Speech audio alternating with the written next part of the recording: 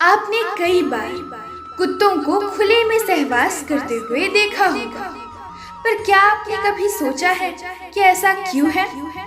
आखिर किस कारण से कुत्ते ऐसा करते हैं? कहीं ये उनकी किसी भूल का दंड तो नहीं, या फिर कोई और कारण है? तो चलिए जानते हैं।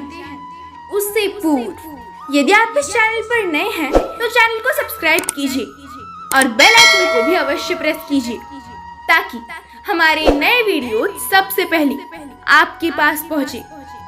तो चलिए शुरू करते हैं। महाभारत काल में एक ऐसी शर्मनाक घटना घटित हुई थी जिसने कुत्तों की पूरी जाति का भविष्य ही बदल दिया था। आपको बता दें कि कुत्तों को ये श्राप किसी और ने नहीं बल्कि पांचों पांडवों की पत्नी द्रौपदी ने दिया था। अब प्रश्न ये उठता है कि पांचाली का भला कुत्तों से क्या बैर, और उन्होंने कुत्तों को ये श्राप क्यों दिया? ये तो हम सभी जानते हैं कि द्रौपदी का विवाह कुंती के 5 पुत्रों से अर्थात महाराज पांडु की 5 संतानी 5 पांडवों से हुआ था, और तभी ये तय किया गया कि द्रौपदी 1 वर्ष में केवल एक ही पांडव के साथ अपना समय व्यतीत करेगी। जब वो किसी पांडव के साथ अपने कक्ष में समय बिता रही होगी, तब जो भी पांडव कक्ष में होगा वो अपनी पादुकाएं बाहर ही निकाल देगा, जिससे कोई और पांडव कक्ष में ना जा सके। ये बातें सभी पांडवों ने मान ली थी। एक दिन द्रौपदी अर्जुन के साथ अपने कक्ष में थी। दोनों ही बहुत सुखद समय बिता रहे थे। एक दूसरे की बातों में खोए दोनों उस समय का आनंद ले रहे थे। तभी उनके कक्ष के बाहर एक कुत्ता आया। उसने अर्जुन की पादुकाएं अपने मुख में दबाई और जंगल की ओर भाग गया। जंगल जाकर कुत्ता उस पादुका से खेलने लगा। उधर भीम अपने कक्ष में जा रहे थे। उन्होंने देखा कि द्रौपदी के कक्ष के बाहर कोई पादुकाएं नहीं है। इसका अर्थ ये है कि उस समय कक्ष में वो अकेली है। भीम बिना कुछ सोचे तुरंत ही कक्ष के भीतर चले गए। जब द्रौपदी ने भीम को अचानक इस प्रकार कक्ष में देखा तो वो अत्यधिक क्रोधित हो गई और लज्जित महसूस करने लगी।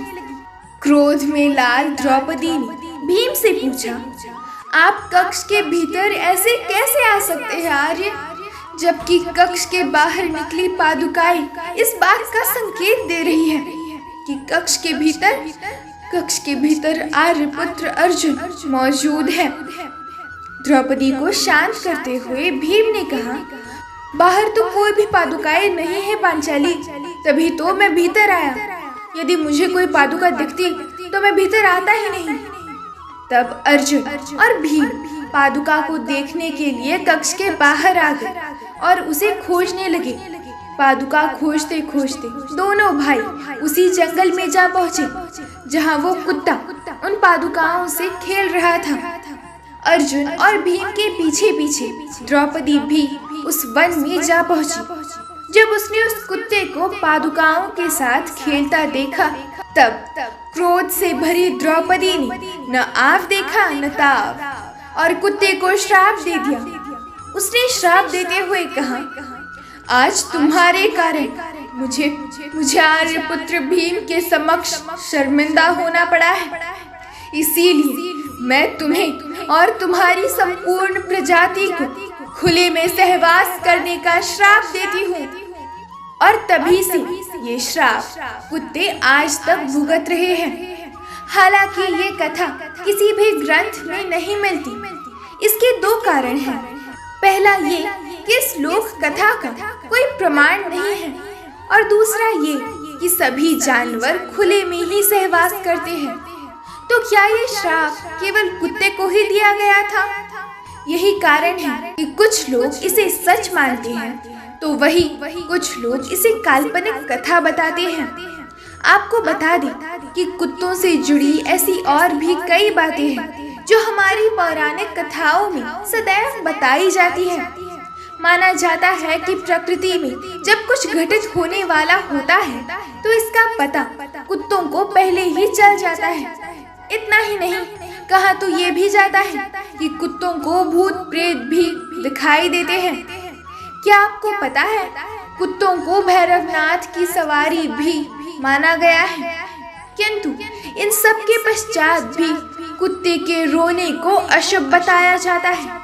यदि कुत्ता आपके घर के सामने रोता है तो इसका अर्थ है कि आपके यहाँ कुछ अनहोनी होने वाली है। वैसे आमतौर पर कुत्ते रात में तब रोते हैं जब उन्हें अपने आसपास कोई बुरी शक्ति का आभास होता है। वही ज्योतिष शास्त्र की माने तो कुत्ते यम का दूत होते हैं। कहा तो ये भी जाता है कि कुत्ते सदैव दूसरों के प्राण लेकर ही अपना पेट भरते हैं, और कदाचित इसी कारण से ये कहा गया है कि यदि कुत्ता आपका खाना देख ले या फिर उसे छू ले तो वो खाना अपवित्र हो जाता है। गांव में खाना खाते समय यदि कुत्ता आ जाए तो उसे खाने का टुकड़ा दिया जाता है।